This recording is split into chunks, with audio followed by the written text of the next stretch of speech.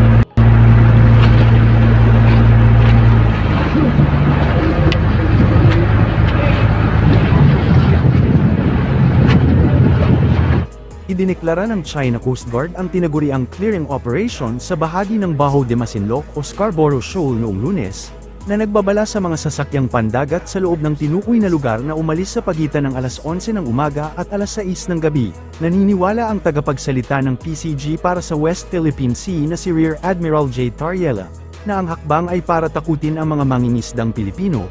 Narito po ang actual na babala ng China, panoorin po ninyo.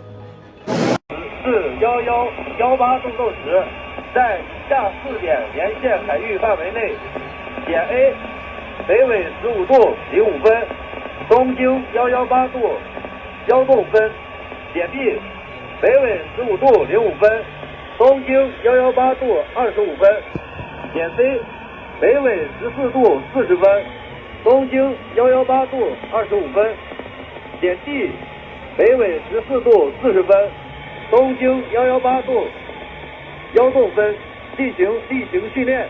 为确保您的安全，请不要进入此海域。Security, security, security. All vessels, all vessels, all vessels. China Coast Guard will conduct regular training from local time 11 o'clock to 18 o'clock on March 23. In an area bounded by following points. Point A, 15 degrees, 05 minutes north, 118 degrees, 10 minutes east. Point B, 15 degrees, 05 minutes north, 118 degrees, 25 minutes east. Point C, 14 degrees, 40 minutes north, 118 degrees, 25 minutes east. Point D, 14 degrees, 40 minutes north, 118 degrees, 10 minutes east. For your safety, all vessels are 112. Huwag mo na rin kalimutan mag-like, share and subscribe. Pindutin mo na rin ang bell para updated kayo sa aking mga bagong video. Maraming salamat po.